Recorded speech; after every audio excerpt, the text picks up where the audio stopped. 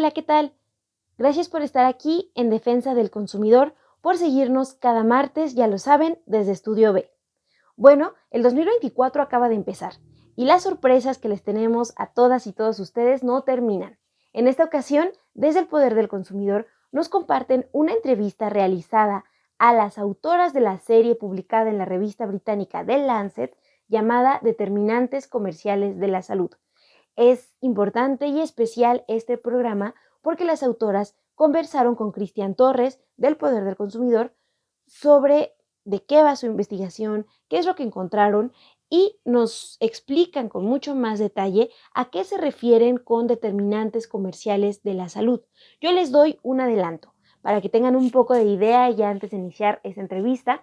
Bueno, estos determinantes comerciales de la salud se entienden como los sistemas, las prácticas y las vías a través de las cuales los agentes comerciales están influyendo en la salud, pero no nada más en la salud de nosotras y nosotros como personas, sino también en la salud del planeta, en el medio ambiente. Y lo que plantean en esta serie, y de eso hablarán más adelante las autoras, pues es cómo esta relación que tienen las grandes empresas con los gobiernos, pues están causando un daño importante en nuestra salud, en el medio ambiente y cómo todas estas cuestiones están estrechamente relacionadas. Esta serie fue lanzada en marzo del 2023 y visibiliza la importancia de los daños ocasionados por las grandes corporaciones. Las investigadoras entrevistadas en esta ocasión son Anna Gilmore, académica de la Universidad de Bath, también Jennifer Lacy-Nichols, investigadora de la Universidad de Melbourne, y la doctora Paula Jones, directora de ACT Health Promotion. Vamos a escuchar esta entrevista especial que prepararon desde el Poder del Consumidor. Hola, buenas tardes. Soy Torres del Poder del Consumidor. El día de hoy tengo una entrevista muy especial con 3 autoras de la serie Lancet, Determinantes comerciales de la salud. Esta serie, lanzada en marzo de 2023, enmarca y visibiliza la importancia de los daños ocasionados por las grandes corporaciones a la salud planetaria y humana en México y en Latinoamérica.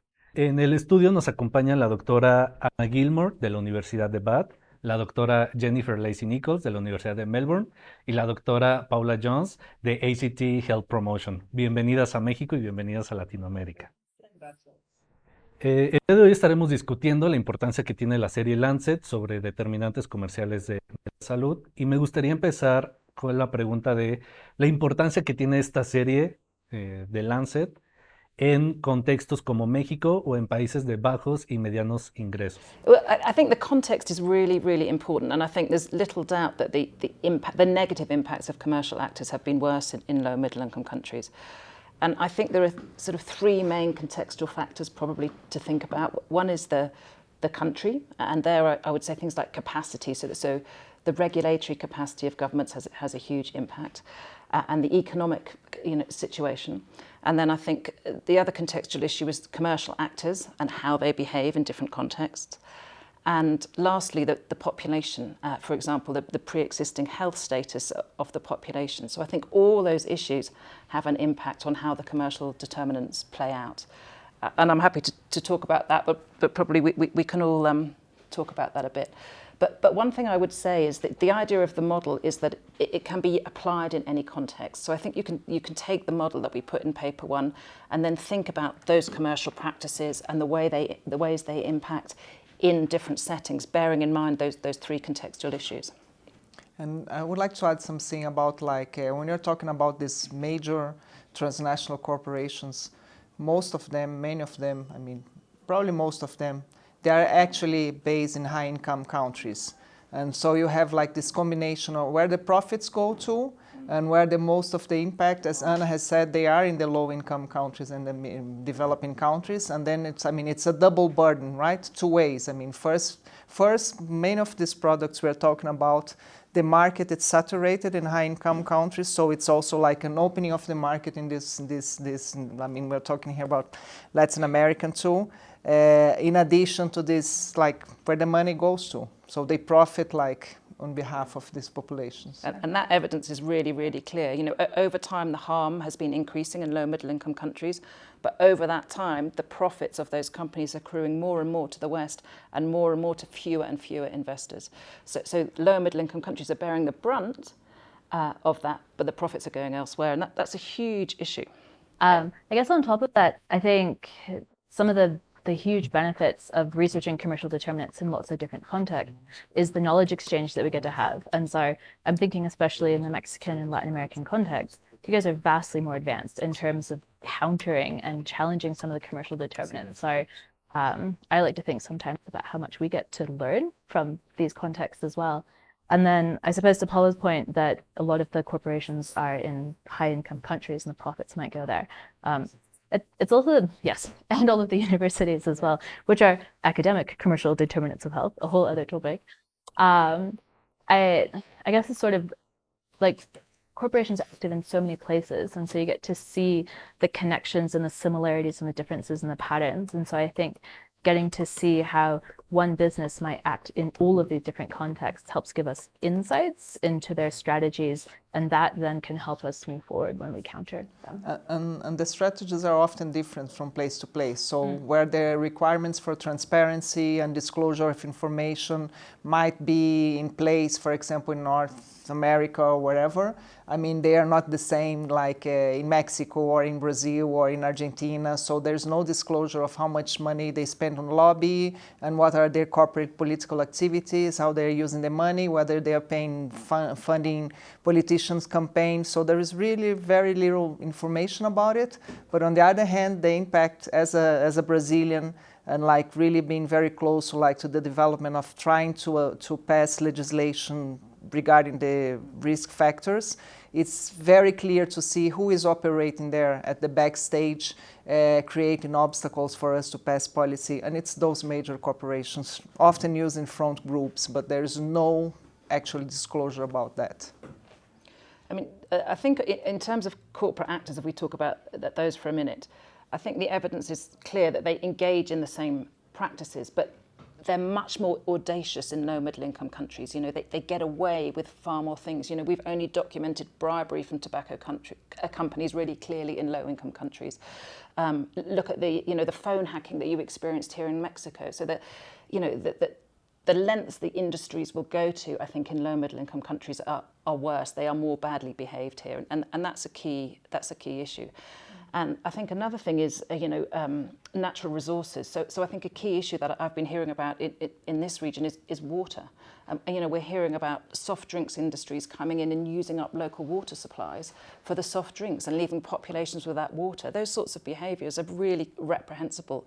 And I think that's particular to low middle income countries. So the ways in which these corporations behave and the things they get away with seem to be far worse.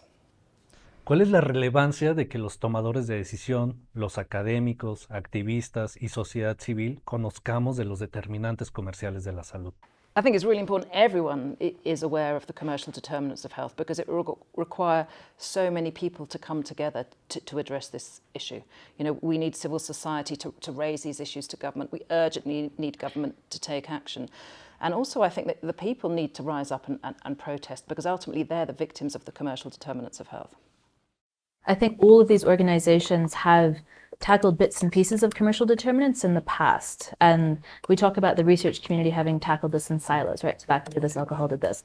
But there's obviously so many shared learnings. And so when you can if commercial determinants is a unifying idea or concept or something, then it can help bring together some of that knowledge and you get that exchange. And so someone who's been working on nuclear disarmament or something, or deforestation, you can start to see some of the strategies. So I guess it's always sort of around like, what can we do to counter and challenge and sort of move that forward?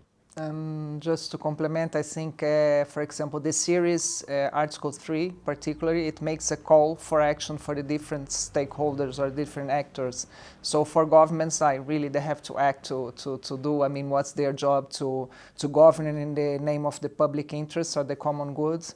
And for academia, you have to provide evidence free from conflict of interest.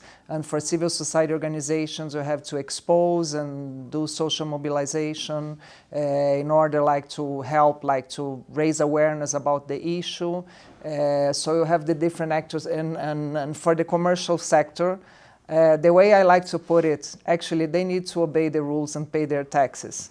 I think that's a blunt way to put it out, but that's what we are talking about. If they truly want to be a part of or to collaborate for us to have a better place for everyone, because what they do now is try to frame the narrative and try to say that they are part of the solution, where they are not. They are actually creating and exacerbating the problems that we are trying to tackle. So, I mean, there are some very clear call to actions for those different actors. Ana, tú lideraste el artículo número 1 denominado Definición y conceptualización de los determinantes comerciales de la salud. Me gustaría preguntarte, ¿qué son los determinantes comerciales de la salud? ¿Y por qué en este artículo mencionan que no solamente se deben de considerar las prácticas, sino también los productos y los sistemas? Okay, so the simplest way of thinking about the commercial determinants of health is it's the way that commercial actors impact on health. But actually we give in the paper a much more specific definition which tries to detail the complexity of the problem. So we define the commercial determinants of health as the systems, the practices and the pathways through which commercial actors impact on health and equity. And by health there, we're referring both to human health and planetary health, because corporations are having a huge impact on both. And of course, those issues are really closely interconnected. And we also flag equity because the evidence is that corporations are really playing a key role in driving up inequity and inequalities. Just one example is the growing pay gap between chief executive salaries, which have been increasing exponentially, and average worker salaries, which have stagnated. So that's the definition that we gave. And then you had another question after that, I think. Bueno, mencionaba porque no solamente son prácticas, sino sistemas y productos también. So I think until now people have often thought that the commercial determinants of health is really just about a few industries selling unhealthy products. So what we call the unhealthy commodity industries, tobacco, alcohol, fossil fuels, ultra-processed foods. And those do cause huge damage, but actually the impacts of the commercial sector on health go far beyond that. And so we draw attention to the practices, and the point we make is that every commercial actor, regardless of the products it sells, can harm health through its practices. Well, it can impact on health, and those impacts can be good or they can be bad. So let me explore that a little bit with you. So for example, their labour practices and how they treat their staff. They can treat them fairly, pay them a fair wage, ensure there are health and safety practices in place, or they can treat them badly, and for example, Amazon workers have twice the rate of accidents in their warehouses as other warehouse workers. So how they treat their staff has a huge impact on health. Other practices might be supply chains and waste. So corporations can dispose safely of their waste and responsibly, or they may take real shortcuts, and that can lead to huge damage. And we've seen that issue here, for example, with Grupo Mexico and a huge spillage of copper sulfate into the waterways some years ago.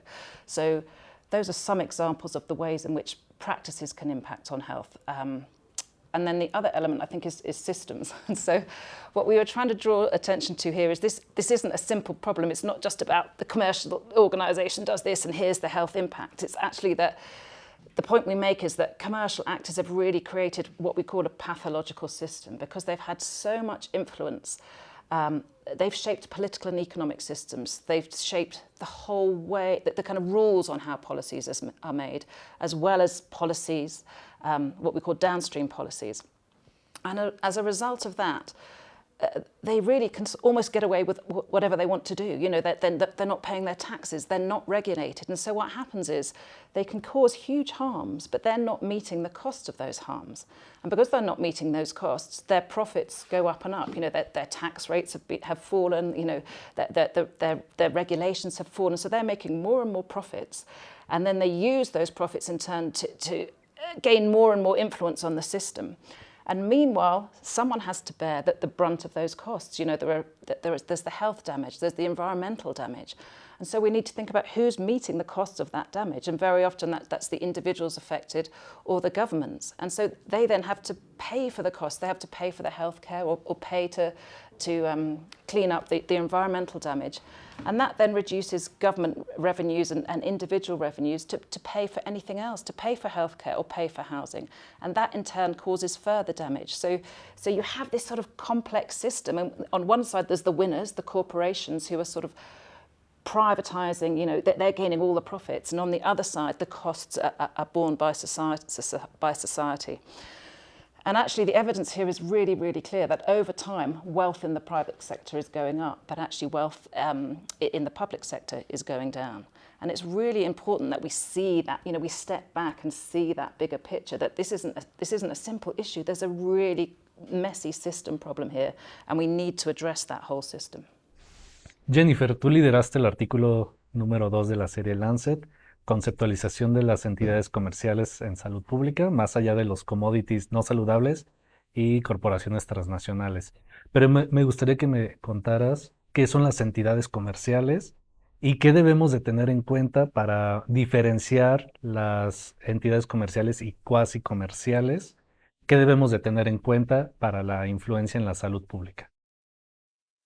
I think in some ways, this question is kind of similar to the question you asked Anna about products and practices. And I like to think of this as one of the ways in which we can move forward in commercial determinants. And so I guess the way I think about it is that commercial entities are the obvious ones. They're the ones that we tend to think of. So it's the multinational corporations, it's for-profit entities, it's the ones that are sort of explicit business actors. So our Philip Morris's, our Nestle, our Pepsi, our Coca-Cola's, the sort of, you know, the names that come to mind. And the quasi-commercial actors are the ones that have commercial elements to them, but also have elements that overlap with the public sector, so the government, or they overlap with the charitable or the not-for-profit sector. So if we're thinking about that relationship between the public and the private sector, state-owned enterprises, sovereign wealth funds would be the obvious examples there. And then if we're thinking about then the potential impacts that has on health, I guess there's two elements you can think about. One, you know, sovereign wealth funds, a lot of our sort of state-owned enterprises, they have a lot of them are heavily, heavily involved in the fossil fuel sector. So I'm aware that we've got COP28 going on right now, and that many governments' sort of wealth is wrapped up in fundamentally fossil fuels that is exacerbating the climate crisis.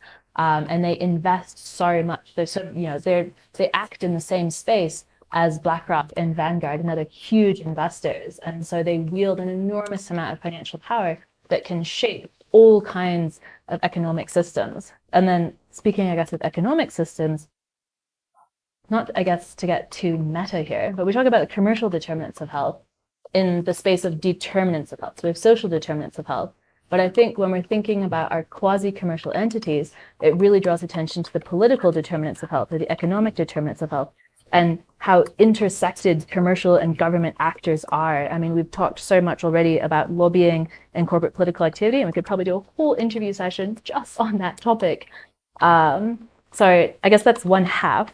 And then the other half then, sorry, it's a long answer, is intersecting with the charitable and the voluntary sector. And I don't know which one I say is more pernicious or problematic, because I think that dimension is often where the credibility and the legitimacy and the camouflaging of interest really comes in. And so you have lots of incredibly legitimate charities and organizations that get funding or have relationships from commercial actors. And we can raise all kinds of important questions about conflicts of interest or how that potentially silences them from taking a more public stance on an issue.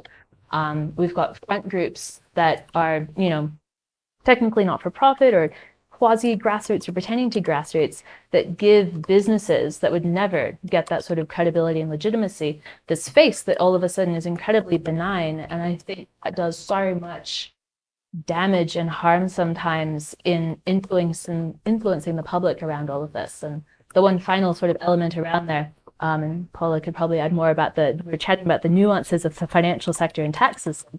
lots of non-for-profits are not-for-profits because it's a way to avoid taxes. So I think that's another way in which corporations are trying to, capitalize, like keep all of their profits and externalize all the costs that Anna was talking about before. I could go on, but we'll stop there. Ok, Paula, autora del tercer artículo de la serie Determinantes comerciales de la salud, direcciones futuras. Me gustaría preguntarte, y basados en este discurso de las corporaciones, que los determinantes comerciales están en contra del capitalismo, o por qué debemos de pensar en un modelo económico diferente. Well, I don't think obviously there are several issues when we talk about capitalism and how it operates today, right? It will be silly to deny that also this is also an outcome of that. The thing is, I think I think the key word here is regulation, right? That's what we are talking about. If we are talking about, okay, what can we do to kind of try to minimize or mitigate some of the issues that are being caused by capitalism as it is right now? Because capitalism has not always been exactly how it is right now. It's worse than ever, I would say that, right? So I think it's not against one or the other system. It's more like against the way it is right now. I think it's important to make that clear. As business, as it's happening right now, it's not working. And it's the intention here is to frame the problem, because obviously one of the tactics of the industry is to try to frame the narrative and to try to say that, well, it's all about individual. For example, one of the things that the industry says all the time, or the different industries, they say, well, that's just an individual problem, and it's nothing to do about, like, governments should not be nanny state regulating people's lives. And one of the first things that we need to disclose, to expose, it's like, listen, who is running our lives? It's not actually, governments are not running our lives. Corporations are running our lives. Corporations are like defining what we like or what we dislike, and what we should wear or what we should eat or don't eat. They are doing that today, as through marketing and through other practices, right? So one of the intentions, okay, first let's disclose that, because they are doing it like in a completely distorted way, in the sense that the system allows for people, for corporations to profit without paying for the cost of their profits. So one of the key things here also, it's like, how can we internalize the externalities caused by those corporations? I think that's one of the key issues here, because if we could make, for example, true cost accounting for every single product that we consume, I guess most of our problems will be solved. At the end of the day, like an organic vegetable would be cheaper than Coca-Cola, right? Let's use like the top of mind brand.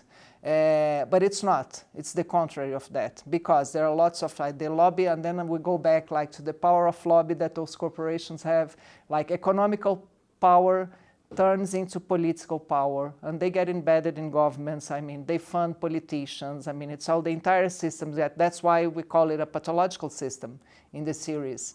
And I think there are ways around it, and obviously we need to know that this is going on, because part of like the perverse side of this narrative, that most people don't even know that this is going on. They believe that they are responsible for their own personal existence. If only I worked hard enough and I make better choices, everything will be okay. And that's not true. Look at the issue about wages. The distance inequities, they're getting worse and worse. So come on, we are all victims of this system. And I would dare saying that even like corporations, they are, quote unquote, also victims, not victims, but they are also trapped in the same system. They're not victims because they are profiting out of that, but they are trapped in that system, in the sense that if they don't do like all the others do, they will be out of the market. And that's a major issue. So that's why it's so important to look at the structural drivers as well. Can I add something to that? So the last point you raise is really important, because we've been talking mainly about the biggest, powerful, transnational, multinational companies, but actually the biggest contributors to the economy are small and medium enterprises, and they are actually they're victims of this system problem, you know, because the big corporations come into low middle income countries and take over those small companies, partly because they behave so anti-competitively that the small guys can't compete, and yet it's these small guys that tend to treat their workers better and pay better salaries, and you know, and are part of the community. So there's a, you know, they're also a victim of this system problem, and we need to remember that.